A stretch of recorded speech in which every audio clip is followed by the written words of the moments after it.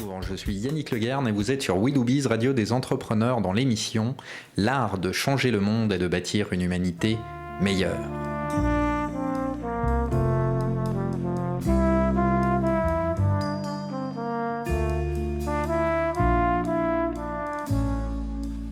Entreprendre, c'est s'approprier le monde, le bâtir, le faire évoluer pour soi et pour les autres. Une émission aujourd'hui avec Tristan Lecomte. Notre émission L'art de changer le monde et de bâtir une humanité meilleure présente de nouvelles manières de voir, de penser et d'agir d'entrepreneurs, d'artistes, de philosophes, d'humanistes, de chercheurs, d'écrivains, mais pas que. De personnes qui ont changé ou changent de vie et font évoluer le monde par ce qu'elles font et par ce qu'elles sont. Notre émission présente aujourd'hui un entrepreneur social, quelqu'un qui apporte un regard sur l'homme, la société, la planète, le développement durable, l'économie et l'écologie. Il initie des débats sur la connaissance, la manière d'entreprendre, de vivre, de se comporter dans le monde.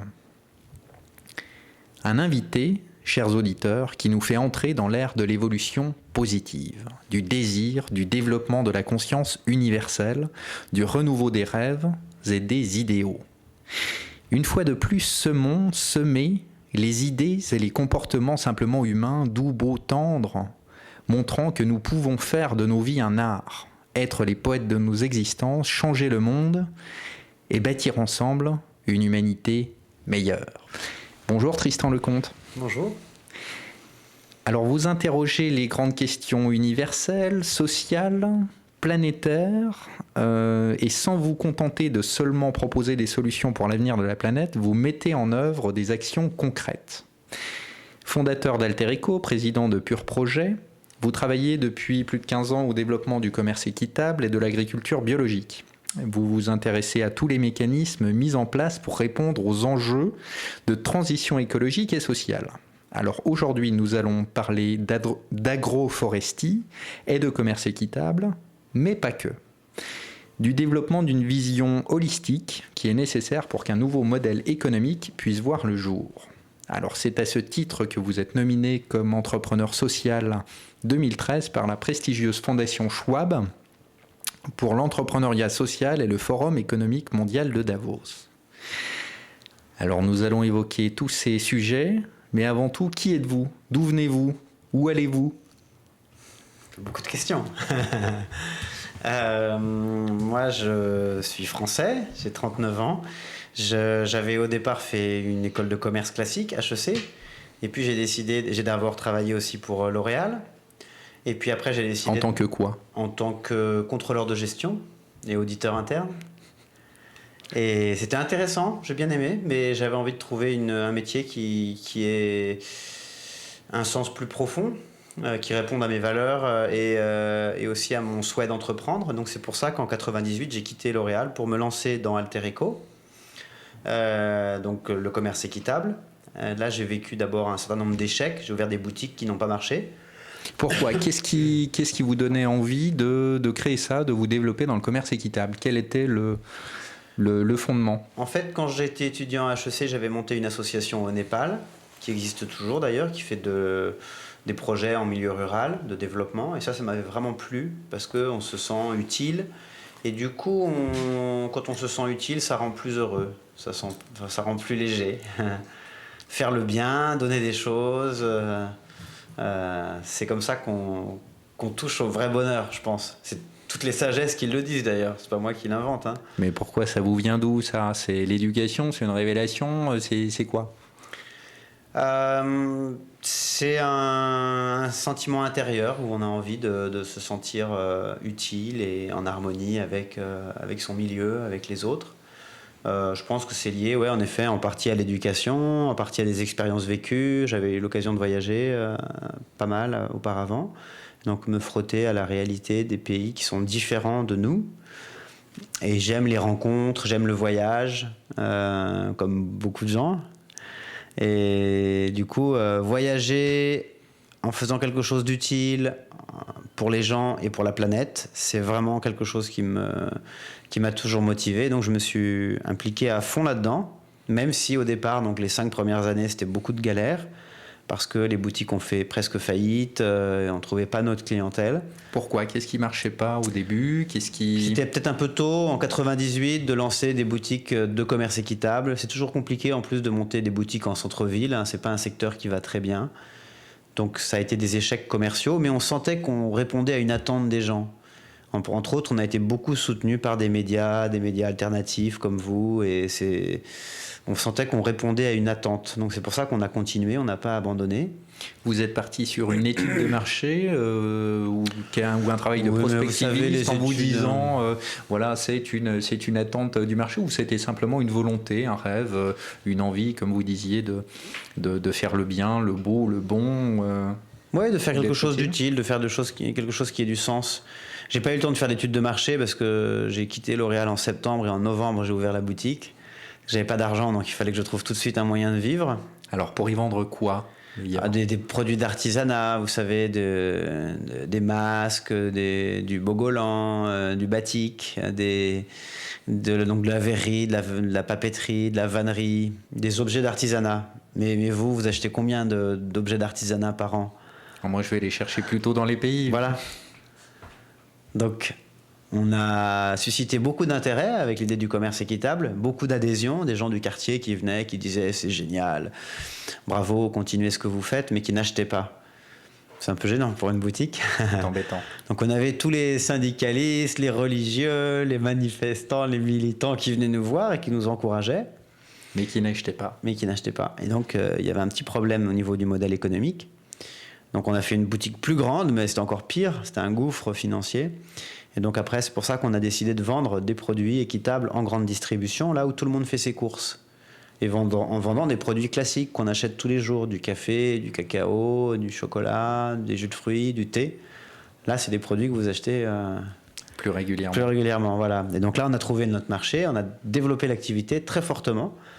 Altereco est passé de 0 à 20 millions d'euros de chiffre d'affaires.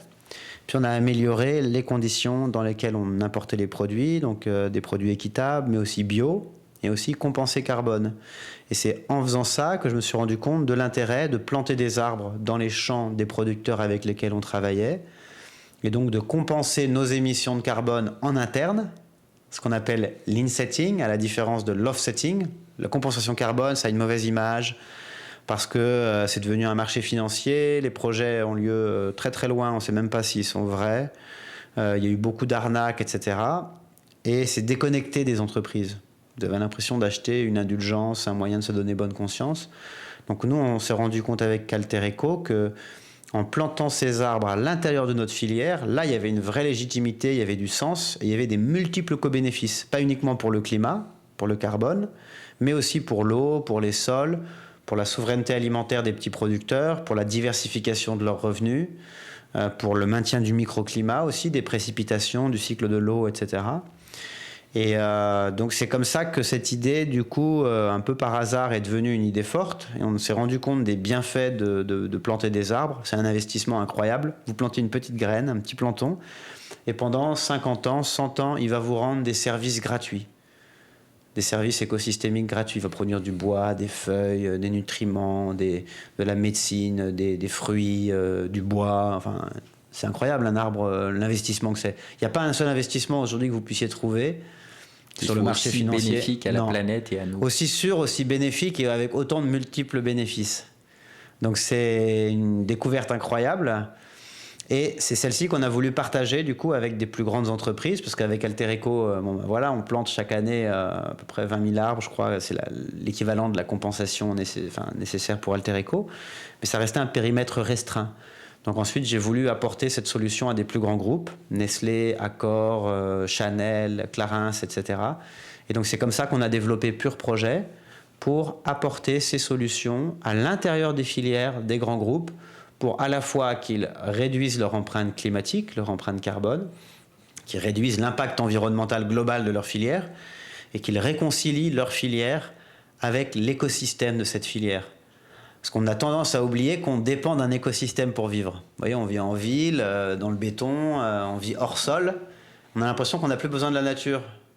Qu'on est déconnecté de la Terre, de la planète, de l'environnement. Voilà. Et en fait, il y avait des Américains qui disaient à un moment, mais pourquoi on continue à aider les fermiers? On s'en fiche, le lait, on l'a dans les supermarchés. Et c'est un peu ça le syndrome. C'était un Américain. Donc. Comment? Oui, non, mais ça existe en France aussi, je pense.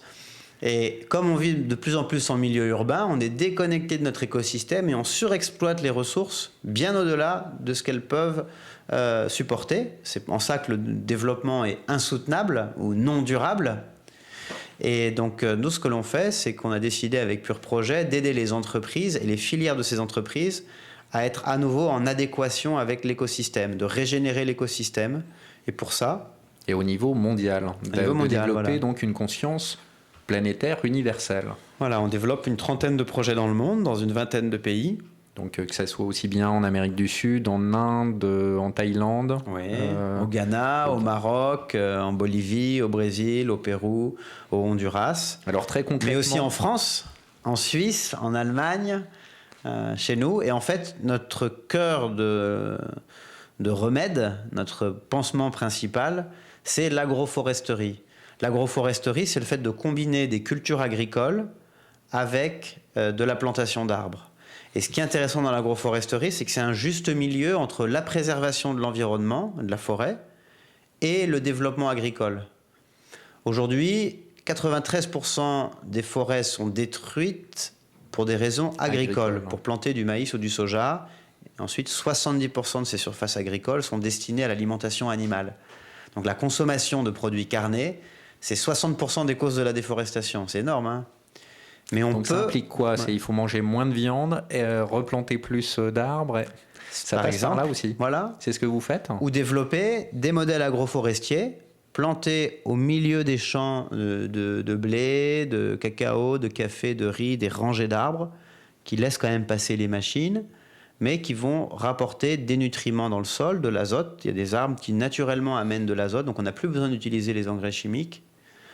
Ils ramènent des nutriments dans le sol. Ça coûte moins cher en plus, économiquement. Ça coûte zéro. Ça coûte quasiment rien. Il faut donner 10 centimes au départ pour planter cette graine et en plus, ensuite, vous allez avoir ces services gratuits pendant toute votre vie.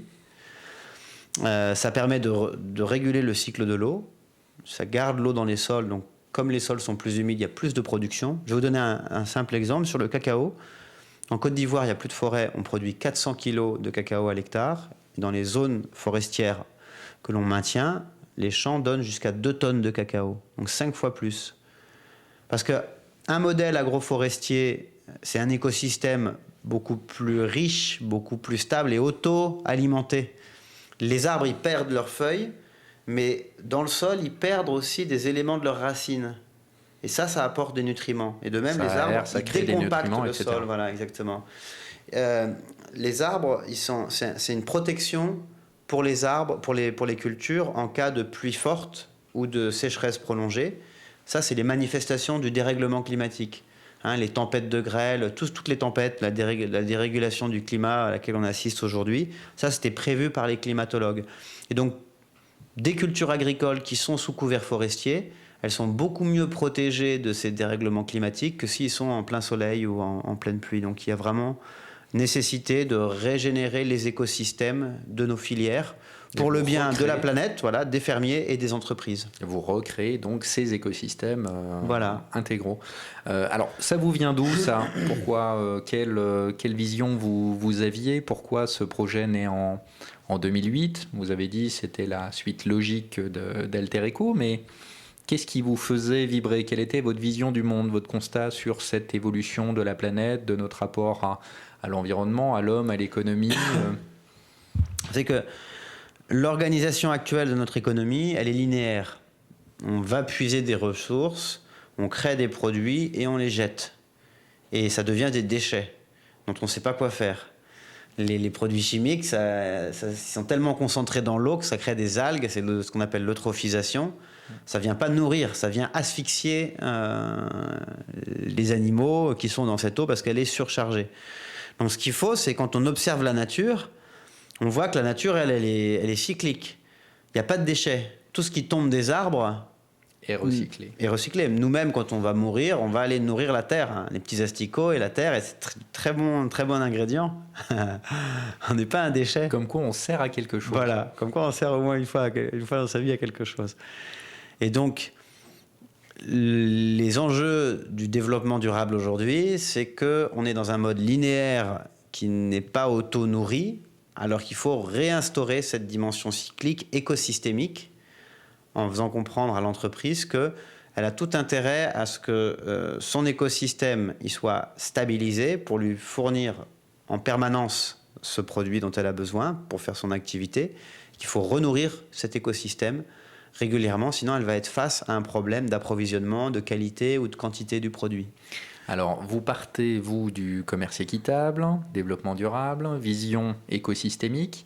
Est-ce que vous sentez qu'au niveau économique, politique, cette vision se développe également dans les différents niveaux nationaux, internationaux? Vous êtes nominé donc au titre d'entrepreneur social de l'année 2013 pour le Forum économique de Davos et par la Fondation Schwab. Quel est leur propre système de conscience ou développement de leur vision? Qu'est-ce que, en nominant des gens comme vous, ils essayent d'illustrer? Je pense que l'objectif de la Fondation Schwab, c'est en effet de créer des ponts entre les entrepreneurs sociaux, ceux qui ont une activité avec un objectif sociétal, et d'un autre côté les décideurs. À Davos, il y a tous les grands décideurs des grandes entreprises. Et le forum souhaite ne pas être juste entre ces grands décideurs, mais faire venir aussi des gens qui ont une vision un peu alternative et qui peuvent être apporteurs d'innovation, de solutions. Donc, comme moi, c'est la raison pour laquelle ils nous ont donné un prix, parce qu'ils pensent que le fait qu'on développe ces projets écosystémiques, l'agroforesterie, le fait qu'on intègre la question de la compensation carbone au sein des entreprises, ils pensent que c'est une innovation qui est intéressante. Et ils ont envie d'aider à la diffuser. Donc ils nous ont remis un prix pour nous faire connaître et pour qu'on passe la bonne parole. Et c'est vraiment important aujourd'hui parce que, vous voyez, pour le bio ou le commerce équitable, il y a déjà des mouvements qui existent. Mais pour l'agroforesterie, la vision écosystémique, alors qu'elle a une capacité à démultiplier les revenus bien plus que ne le font le bio ou le commerce équitable, qui sont des excellents mécanismes, hein, mais avec l'agroforesterie, on peut multiplier les revenus par 2 ou par 3 de l'agriculteur. Là où avec le commerce équitable ou le bio, on peut augmenter de 10 à 20% maximum. Et pourtant, l'agroforesterie n'a pas de mouvement.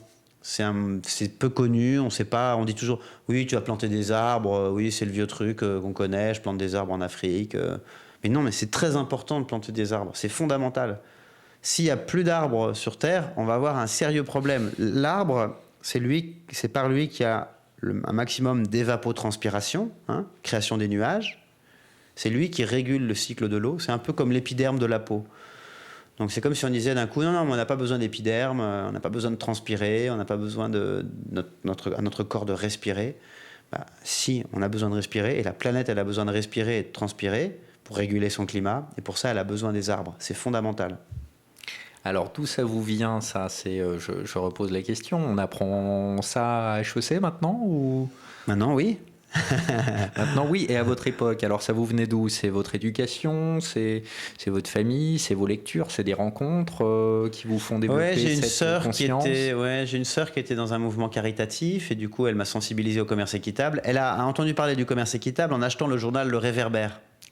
C'était un journal des sans-abri et elle me l'a donné. Et moi, au début, je lui ai dit, mais non, mais c'est n'importe quoi.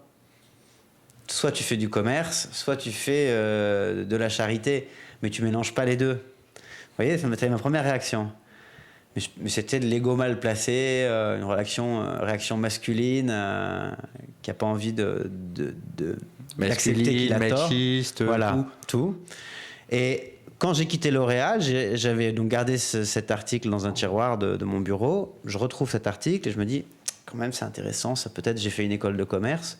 Peut-être qu'avec mon école de commerce, je peux être quand même utile pour la société. Et donc, je suis allé voir une boutique de commerce équitable et tout de suite, je me suis dit, mais ouais, c'est super, il y a déjà plein de produits. On peut apporter une petite touche commerciale pour le rendre plus attrayant, plus dynamique, etc. Et c'est là que je me suis lancé. Et après, donc, c'était 5 ans de galère jusqu'au moment où on a trouvé Alors le comment modèle. comment on fait pour tenir pendant ces 5 ans de galère? Parce que là, on est sur une radio qui s'adresse aussi à des porteurs de projets, des gens qui ont envie souvent de changer le monde, de développer leurs projets. On sait tous que c'est difficile Compliqué, les ouais. 2, 3, 5, 10 premières années quand on est entrepreneur.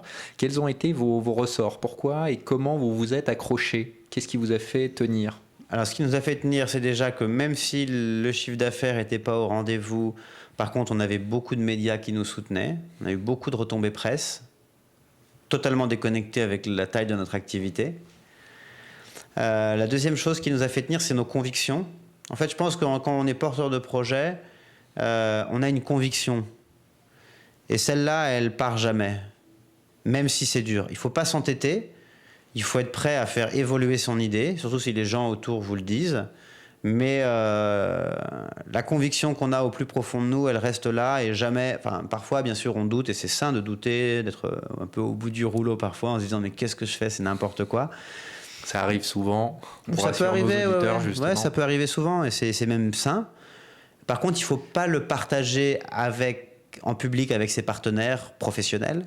Enfin, si, en équipe, on peut, mais pas vis-à-vis des bailleurs de fonds, etc. Il ne faut jamais laisser transparaître ça. Parce que sinon, les personnes se disent, bon, ben, de toute façon, il va arrêter, voilà, ils n'y croient plus. Il ne faut jamais laisser transparaître ça. Jamais, jamais, jamais.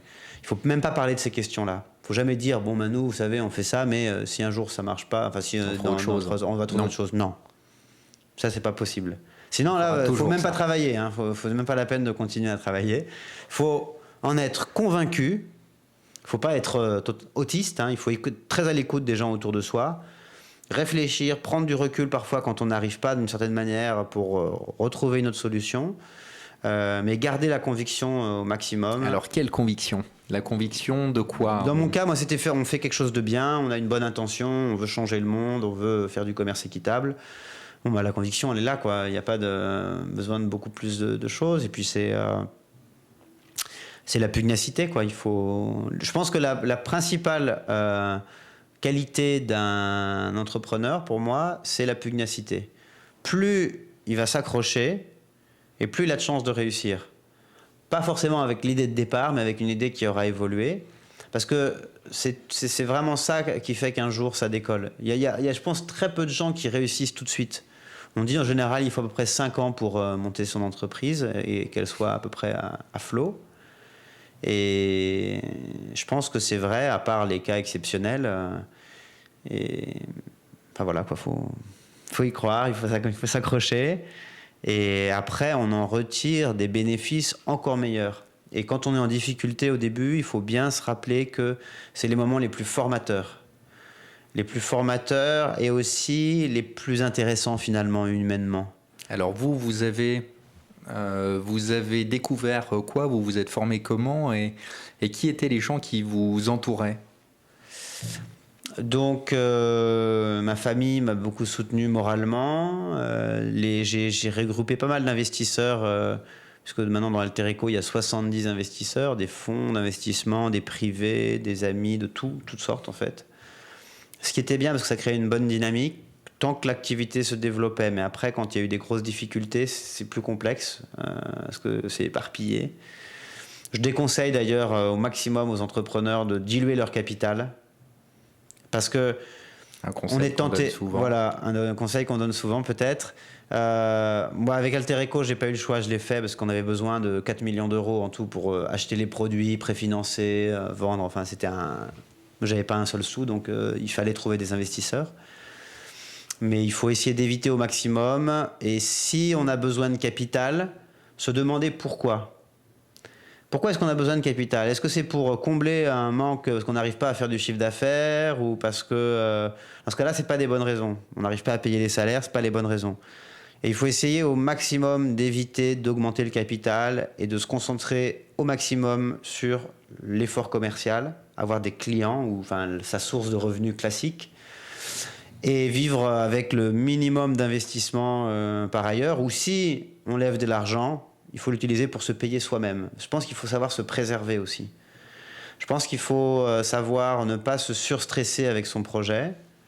Et il faut être dans un contexte à peu près normal de vie Vous voyez, parce que moi j'ai déjà vécu le cas. C'est pas toujours où... évident quand on est entrepreneur, ouais. effectivement. Mais si on lève de l'argent, dans ce cas-là, autant le lever, mais pour soi. Vous voyez, pour se payer. Alors, savoir se préserver, concrètement, ça veut dire quoi? C'est savoir se préserver un espace personnel de vie où on se sent bien. Parce que quand on part pour être entrepreneur, on part peut-être pour 5 ans ou 10 ans de galère professionnelle, d'apprentissage aussi, c'est intéressant, mais du coup, il faut avoir un minimum de bonnes conditions au niveau personnel pour pouvoir tenir ces années, je pense. Alors, pour vous, ça consistait en quoi? C'était quoi vos petits trucs? Non, mais c'est un équilibre personnel, avoir des amis. Moi, j'ai des amis proches et de longue date et il faut rester très proche d'eux. La famille, les relations amoureuses, c'est important. On a le temps? Il faut le prendre. Il faut pas hésiter. Parce que c'est un combat c'est un marathon. Hein. Donc si dès le début on se brûle les ailes, on n'arrivera pas. Il ne faut pas être trop enthousiaste non plus, parce que les plus enthousiastes, leur enthousiasme prend une douche froide et après c'est dur de repartir. Il faut mieux être à la rigueur. Avoir plus de doutes sur son activité, sur sa réussite, sans le montrer à l'extérieur, pour avoir plus de résistance. Il faut travailler sa résistance. Ce qui vous a permis par la suite donc, de développer Pur Projet. Et là, il y a donc actuellement combien de projets qui sont mis en place? Donc on a 30 projets dans le monde, donc au Pérou, au Honduras, au Brésil. Et vous faites ça tout seul? Non, on est une avec équipe. La Résistance développée Alors, non, on est une vingtaine, et il y a une vingtaine de collaborateurs aussi dans les projets qu'on finance. Alors, comment c'est financé? Comment ça Donc, les entreprises fonctionne? financent nos services pour qu'on régénère les écosystèmes dont ils dépendent, dans leur filière principalement, donc pour aller planter des arbres avec leurs producteurs de café, de cacao, de riz, de sucre, ou même aller planter pour Accor, par exemple. On va planter des arbres autour des hôtels, là où ils sont situés, pour régénérer l'écosystème de l'hôtel. On travaille pour des banques, pour des groupes énergétiques, et donc ils nous achètent des services environnementaux.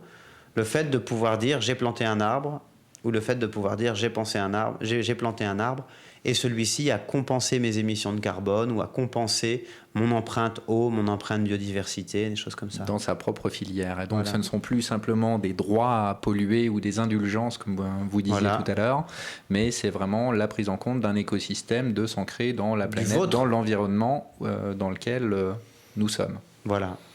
Alors, Pur Projet, vous avez des projets donc d'agroforesterie. Oui, foresterie. Agroforesterie, tout à fait. Agroforesterie.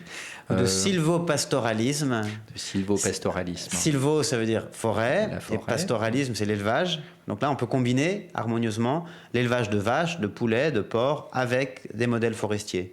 Bien meilleure production de lait, de viande, parce que quand vous plantez des arbres, de même, vous avez plus d'humidité au sol, plus de création d'herbage, et donc une meilleure alimentation. Et une meilleure alimentation produit plus de lait et aussi un cuir de meilleure qualité. Par exemple, pour des marques de maroquinerie, ils sont intéressés pour développer l'agroforesterie, parce que ça améliore la qualité de leur cuir. Alors ça, c'est ce que vous faites dans quel pays, par exemple? Au Pérou, mais dans tous les pays, on fait de l'agroforesterie. On fait de la conservation forestière classique et de l'agroforesterie. D'accord. Et vous travaillez aussi, vous faites de l'apiculture. Alors pourquoi de l'apiculture? Quel est le lien avec l'agroforesterie? En fait, l'apiculture, c'est important pour la régénération de l'écosystème, parce que les abeilles, elles pollinisent un certain nombre de plantes.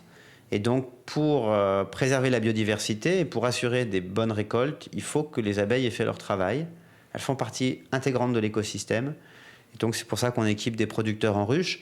En plus, avec le miel, on diversifie les ressources des producteurs. Et puis, le miel, c'est aussi un médicament, dans beaucoup de cas. Donc, c'est utilisé pour les maux de gorge, pour le tonus. Donc, ça apporte un complément alimentaire intéressant pour les populations. Ça participe à la biodiversité locale. Et ça diversifie les revenus de l'agriculteur. Que du bonheur. Et donc, quels sont le développement de purs projets actuels? Vous vous orientez vers simplement le type de projet actuel dans beaucoup plus de pays, beaucoup plus de régions, des nouvelles régions. Il y a d'autres types de projets qui sont en train de s'agréger. Alors on a un nouveau projet qui n'est pas nouveau, on avait commencé en 2010, mais il a été certifié l'an dernier. Et là, c'est de la conservation forestière. Donc on est en charge d'une forêt de 300 000 hectares au Pérou, forêt vierge, qu'il faut préserver de la déforestation. À nouveau financée grâce à la commercialisation de crédits de carbone pour éviter la déforestation. Et ça, c'est un nouveau type de projet. On n'est pas sur de la reforestation, pas sur de la régénération, mais sur le fait d'éviter... De la préservation. Voilà, éviter la déforestation. Alors, et ça, c'est intéressant aussi. Comment ça vient vers vous, ce type de projet? Là, ce sont les gouvernements, ce sont des entreprises là, c'est un hasard, qui vous proposent. Ouais. C'est quel type de rencontre vous amène à faire ça? Il y a tous les cas de figure, il n'y a pas une règle. Là, en l'occurrence, on avait déjà planté 2 millions d'arbres le long d'une vallée. Et puis en amont de cette vallée, il y avait cette immense forêt qui appartient au gouvernement péruvien et dont personne ne s'occupait et qui était menacée. Et donc on a passé un accord avec le gouvernement péruvien pour qu'il donne les concessions aux populations locales, nos partenaires avec qui on avait planté les arbres, pour préserver cette zone de forêt. Et donc on a récupéré une concession pour 40 ans pour préserver ces 300 000 hectares. Donc 300 000 hectares, ça fait à peu près 200 millions d'arbres sous notre responsabilité. C'est une grosse responsabilité. Et ça fait une zone en gros de 50 km sur 60 de forêt vierge jamais touchée, avec une biodiversité absolument incroyable, un grand nombre d'espèces qu'on ne connaît même pas. Et c'est une zone qui va de 500 mètres d'altitude à 3500 mètres d'altitude, donc très variée en termes d'écosystème, et avec des menaces directes, parce qu'il y a beaucoup d'or sous la terre, il y a du pétrole, et puis rien que ces arbres, c'est un manne potentielle importante. Donc on a développé avec les populations locales des activités de surveillance, des activités de promotion, de communication, d'information. On a une radio là-bas, Radio Alto Guayabamba, 94.5. Si vous Alto Guayabamba. Voilà, exactement, c'est comme ça. Je pourrais vous envoyer un petit jingle si vous voulez. Volontiers. Ouais. Et c'est une radio qui passe de la musique, comme les gens l'aiment là-bas. Et puis le soir, il y a une petite formation tous les jours à 7h sur comment est-ce qu'on peut produire sans détruire la forêt. Donc ça, c'est des exemples. Et ce qui permet en plus de responsabiliser les populations locales, de les replacer au cœur d'un écosystème et de leur faire bien comprendre que c'est eux qui doivent, ces populations qui doivent gérer en plus et préserver cet écosystème. Exactement. Et ça, c'est le cœur de notre démarche.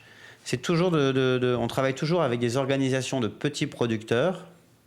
En fait, c'est des organisations de commerce équitable que je connaissais d'Alter Eco déjà. Et ils sont autogérés. C'est eux qui définissent les projets, c'est eux qui les gèrent. Les salariés que l'on recrute, on les fait recruter par l'organisation locale et on les paye pour pouvoir payer ces salariés. Mais donc, c'est vraiment important de voir que la dynamique, c'est pas de l'aide. Hein, un des fondateurs du label Max Havelaar dit que la charité est un péché mortel. Ça rend dépendant, la charité. Les ONG, c'est absolument génial en période d'urgence, mais après, et ça pour peut la avoir... récurrence, non. Non, pour le développement aussi, dans certains cas, oui, parfois. Mais il faut faire attention, chaque chose a son travers, hein, mais... de ne pas rendre les gens dépendants. Voilà. De dépendance. Alors que nous, le principe du commerce équitable, c'est trade, not aid. Le commerce, pas la charité, c'est d'aider les gens à pouvoir prendre en main leur développement par eux-mêmes pour produire du cacao, du café ou du riz, ou des services environnementaux, qui sont de planter des arbres ou de préserver des forêts. Les crédits de carbone, en fait, ce sont des services environnementaux. Vous pouvez appeler un plombier, vous pouvez appeler un climatologue ou que sais-je pour venir chez vous pour calorifuger. C'est un service environnemental et technique. Acheter un crédit de carbone, c'est pareil. La différence, c'est que le crédit, pour avoir un impact maximum, on va l'investir dans les pays en développement parce que planter un arbre en Amazonie, au bout de 2 ans, il fera 12 mètres de haut. Ça, vous ne trouverez jamais en France. Donc, investir 1 euro dans ces pays-là, c'est beaucoup plus utile. En plus, là-bas, les gens, ils n'ont aucune aide. Ils n'ont pas de structure d'État pour les aider. Ils n'ont pas l'Union européenne, etc. Et donc, c'est un mécanisme de solidarité où on va non seulement préserver le climat, mais en plus aider des gens à se développer. Ça, c'est l'esprit du protocole de Kyoto pour les marchés du crédit carbone. C'est ça qu'on veut véhiculer. Alors justement, ce crédit carbone, pour sensibiliser un petit peu plus nos auditeurs, en quoi ça consiste, d'où c'est venu et quels sont à la fois les bénéfices de ces crédits carbone et peut-être en même temps ses limites. On a pu voir récemment en plus des bourses au crédit carbone qui sont en train de se mettre en place, de la spéculation sur les crédits carbone. Alors, quelle est votre vision par rapport à ça? À quoi ça a servi? En quoi c'est bien bénéfique? Et quelles en sont les limites? Et comment on peut reculer éventuellement ces limites?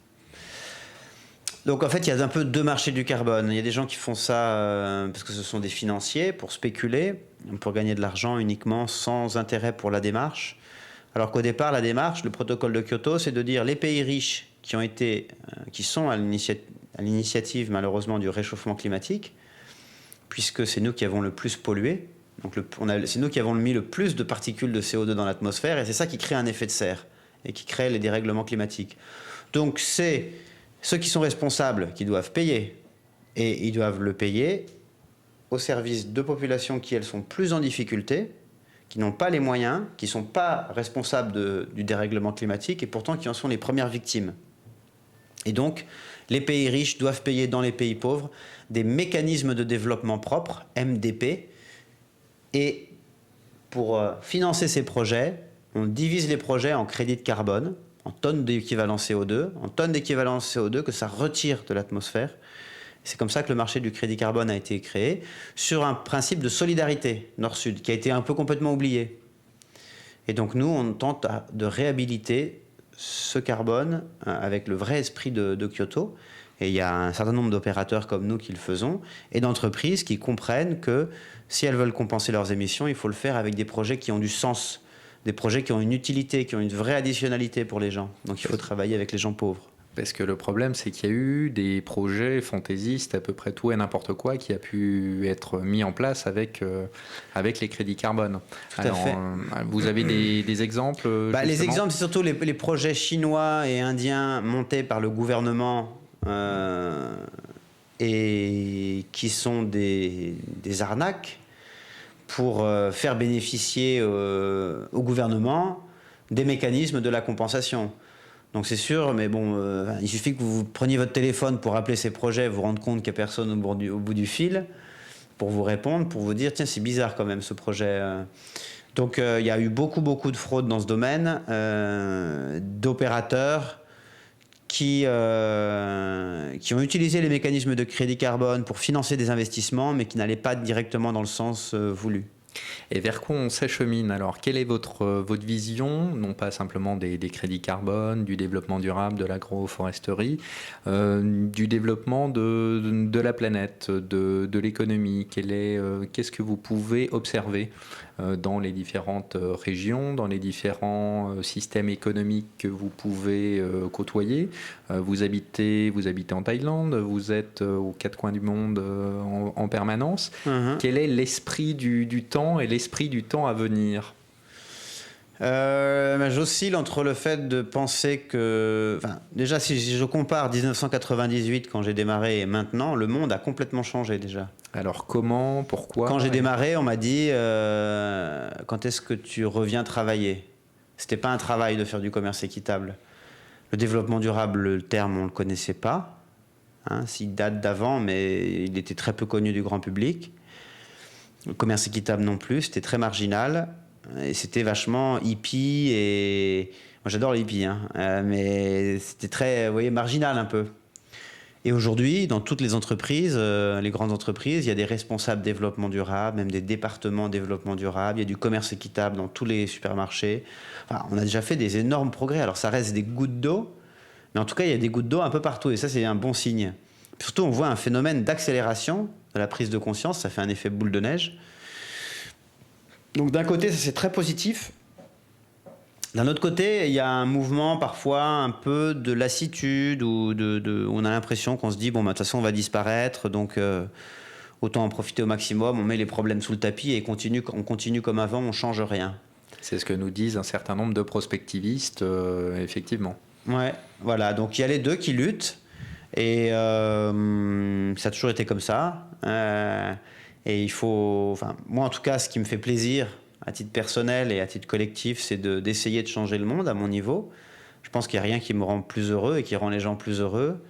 Et ça se vérifie dans toutes les sagesses anciennes. Donc je pense que c'est des vérités. Alors lesquelles? Et on le voit bien d'ailleurs parce que les entrepreneurs, pour moi, ils ne s'engagent pas pour l'argent. On s'engage pour un projet, pour une réussite personnelle, pour quelque chose qui nous tient à cœur, mais c'est pas notre motivation. Et de même dans le secteur de l'environnement, du développement durable, vraiment ce qui nous tient à cœur, c'est de faire quelque chose qui a du sens. Alors justement, c'est ce qu'on va voir avec notre questionnaire « Changer le monde ». Qu'est-ce qui vous fait rêver, bouger, aimer? L'amour, la compassion. Vous grimpiez aux arbres, petit? Oui, j'avais une cabane dans les arbres. Ça doit venir de là, le passion pour les arbres. Oui, quel est votre rapport aux arbres, justement? C'est de ça? C'est d'autre chose? Je suis plutôt terre à terre, mais je suis sensible à la beauté des forêts, de la nature. C'est quelque chose de magique. Vous avez vu donc et pénétré un certain nombre de forêts primaires. Vous avez eu cette chance? Mm-hmm. On sent quelque chose de complètement différent quand la forêt est vraiment primaire, quand il n'y a personne qui y rentre. Elle dégage une énergie particulière. Il faut s'en protéger. Quand on rentre dans la forêt, même avec des techniciens, des gens très terre à terre, on a des sortes de cigarettes, de tabac naturel, et on souffle du tabac sur ses bras et sur son corps, et on laisse une cigarette dans une branche d'arbre pour montrer à la forêt le tabac est protecteur en Amazonie, c'est en Amazonie. Le tabac est symbole de protection, donc on montre à la forêt qu'on a besoin de se protéger, donc ça veut dire qu'on la respecte. Et on communique comme ça avec les esprits de la forêt. Mm-hmm. Alors pourquoi est-ce que vous voulez changer le monde? Pourquoi pas? Non, pourquoi? Ouais. Pourquoi on veut changer le monde? En fait, changer le monde, c'est un terme un peu peut-être pompeux, mais c'est rééquilibrer le rapport de l'homme à la nature et donc de l'homme à lui-même. Alors qu'aujourd'hui, on n'est plus en rapport d'équilibre avec soi-même, et on le voit d'ailleurs en ville, on est dans un rapport de toujours plus, mais qui ne nous satisfera jamais. On est dans une éternelle frustration. Donc nous, on veut participer à notre petit niveau à ramener cette forme d'équilibre entre l'homme et la nature et lui-même. Ça fait partie des sagesses ancestrales dont vous parliez? Oui. C'est quoi d'ailleurs ces sagesses ancestrales? Les sagesses ancestrales, moi je suis assez attiré par toutes les spiritualités inspirées de la nature parce que je me suis rendu compte de leur universalité. Les chamans d'Amazonie et les moines de la forêt en Thaïlande, ils ont la même vision du monde. Elle est fondée sur l'observation de la nature et ils voient la même chose. C'est encourageant. Alors, ils voient quoi justement? Est-ce que vous pouvez nous en parler? Ils voient l'interdépendance de cet écosystème dont on parlait avant, l'équilibre et l'interdépendance qui existe entre tous les êtres et qu'on n'est pas, nous, au-dessus de ça. On est une partie de cet écosystème. Ça, c'est fondamental. Du coup, il faut respecter cet écosystème puisqu'il est notre condition de survie. Ça paraît bête à dire, mais pour l'instant, enfin en tout cas aujourd'hui, c'est plus ce qu'on fait. On n'est plus dans ce rapport d'équilibre. Donc l'interdépendance, l'impermanence, le fait de sans cesse revenir dans un cycle. Les feuilles tombent, vont nourrir le sol. Ensuite, ça revient en nutriments, ça va renourrir des feuilles. Donc cette idée de vision cyclique, comme on le disait aussi au début, et le fait de ne faire d'être qu'une partie de ce tout et non pas un individu qui a des prérogatives sans penser qu'il a aussi des devoirs. Et donc, c'est réinsérer l'homme au cœur de ce schéma. Puis il y a aussi, enfin, une dernière dimension chez toutes ces spiritualités, c'est le fait de respecter les autres spiritualités. Parce que eux, leur spiritualité, elle est liée à leur écosystème. On préserve les grands arbres, les pierres, les ruisseaux, les esprits, vous voyez, qui sont là. Donc c'est adapté à leur écosystème. Donc ça n'a pas de sens pour eux d'essayer d'aller imposer sa religion à d'autres, puisque eux, les autres, ils ont leur religion qui est reliée à leur écosystème. Et donc autant ils croient fermement à leur spiritualité, et elle est vraie, mais elle se réalise dans leurs écosystèmes parce qu'elle est liée, elle a une fonction. autant ils respectent complètement les autres et ils vont jamais essayer de convaincre les autres. J'aime bien cette idée, alors qu'on est dans une société où il y a parfois un choc des cultures entre les occidentaux, les orientaux, et à vouloir croire qu'on a chacun le Dieu qui dit plus vrai que vrai, qui lave plus blanc que blanc. Des cultures, des civilisations, des religions, alors que ce qui relie, c'est plutôt effectivement les spiritualités que les religions. Ouais. La dimension intérieure, de toute façon, elle nous relie toujours, quoi. Mais c'est la dimension extérieure, les égos, quand on parle, alors là, c'est fini, quoi. Les alchimistes disent qu'il nous faut dissoudre l'ego, justement, pour arriver à retrouver un ego global, être dans le tout, et que le tout soit en nous. C'est ce que nous disent les chamans aussi. Bah voilà, exactement. La conscience universelle, avoir accès à quelque chose de supérieur à nous, plutôt que son petit nombril. Exactement. Quelles rencontres vous ont transformé en homme conscient, en homme debout? Les rencontres avec les Indiens et leurs remèdes sacrés qui vous remettent d'aplomb, qui vous donnent une vision que vous n'aviez pas auparavant. Tous les vous avez pris sages, quoi comme truc bizarre, hein? On a sur notre chemin et on a trouvé des plantes étonnantes comme l'ayahuasca par exemple, qui est un psychotrope très très puissant, mais qui déconstruit l'ego. Voyez, alors attention, on va dire c'est mal, je crois que c'est interdit maintenant en France. C'est interdit en France, tout à fait. Ouais. C'est pas ça crée recommandé. Quoi, justement, quelle vision du monde ça développe? Alors c'est mal, il ne faut pas en prendre, bien sûr. Ouais. Mais enfin, au Pérou, c'est enregistré au patrimoine national de l'UNESCO. Vous voyez, c'est étonnant. Hein. Alors en France, c'est interdit, c'est un psychotrope. Je pense que de toute façon, ce qui est clair, c'est qu'il faut le prendre uniquement avec des personnes qualifiées et dans un lieu où c'est légal. Vous avez vécu quoi, vous? Des visions fortes et un retour à soi et à des choses essentielles et évidentes, comme le fait qu'on est entouré par des gens qui nous aiment et qu'on a juste à aller chercher cet amour autour de soi. Et plein de choses positives, l'humilité, se replacer là où on est réellement,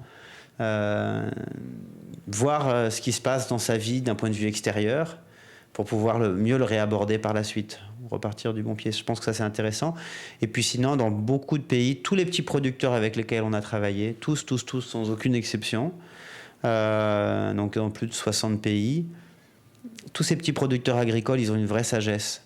Ils ont une vision, ils ont une vraie philosophie de vie, ils acceptent les choses telles qu'elles sont, ils sont heureux de vivre avec ce qu'ils ont. Et c'est pas un cliché, hein, c'est vrai. En particulier tous les leaders bio, dans les coopératives équitables, etc., avec lesquels on a travaillé. C'est vraiment eux qui nous inspirent depuis le début. Et c'est leur esprit positif qu'on veut véhiculer. En France, on est riche, enfin on est beaucoup plus riche qu'eux, mais on est blasé, on se sent les bras ballants, on est déprimé, on pense qu'il n'y a pas de solution alors qu'on a plein d'argent, enfin, comparativement. Et là-bas, il y a un producteur qui gagne 20 € par an, il a l'espoir, il se bat, il ne fait pas porter la faute sur les autres, il s'engage avec sa communauté et au service de sa communauté. Moi, je trouve que c'est des exemples admirables. Alors, s'engager au service de la communauté, de l'environnement, de la planète, quels ont été l'ensemble de vos engagements? C'est quoi pour vous, enfin, on connaît vos engagements, mais c'est quoi pour vous s'engager? Et comment est-ce que chacun de nous peut s'engager? S'engager, c'est juste réfléchir.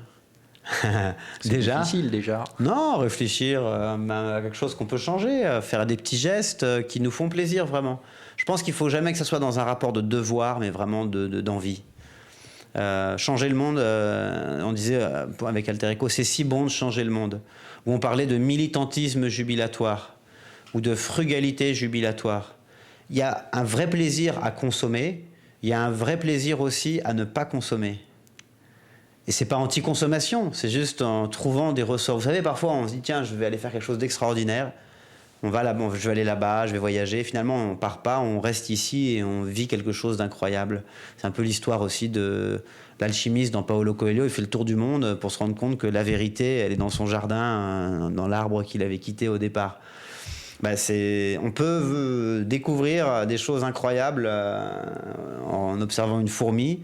On n'a pas besoin d'aller sur la Lune ou sur Mars.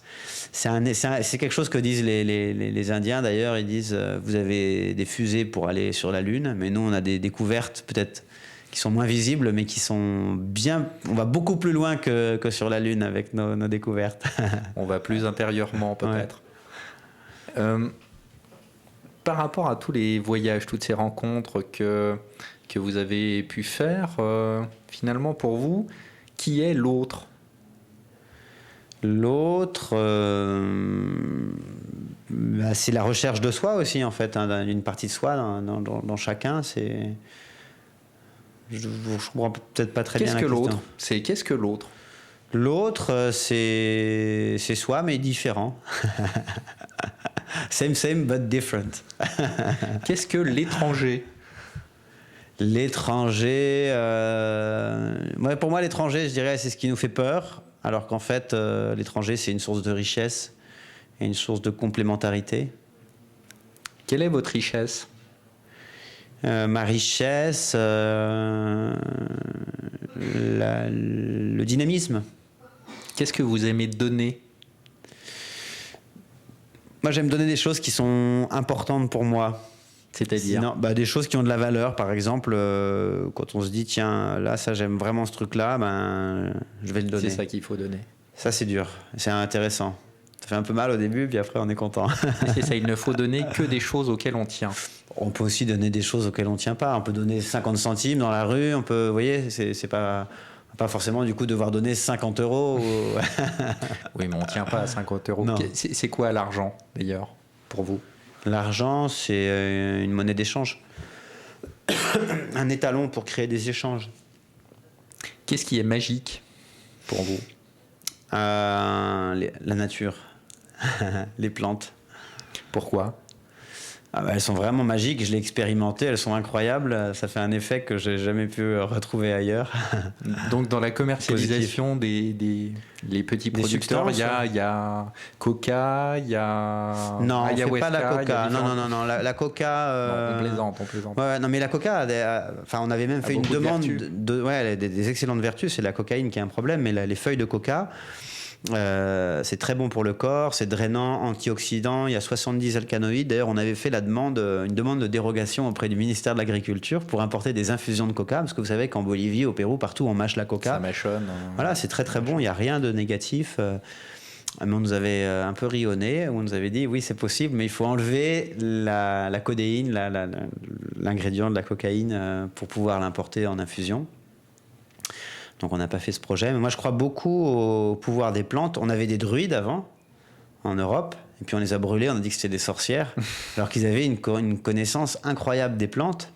Et quand on voit ce que font dans toutes les sociétés les gens avec des plantes, on dit, pour nous, les plantes, c'est la camomille, la menthe, vous voyez, c'est très léger. Non, il y a des plantes qui ont vraiment des vertus incroyable. Il y a des gens qui soignent des cancers de l'utérus avec des plantes, des maladies psychologiques, de l'arthrite, alors qu'il n'y a pas de remède aujourd'hui, des glaucomes, enfin plein de maladies particulières avec les plantes. Les plantes, c'est magique. On va avoir une émission prochainement avec un druide où on parlera de plantes, justement, pour voir un petit peu cette sagesse. Je regarderai avec grand plaisir.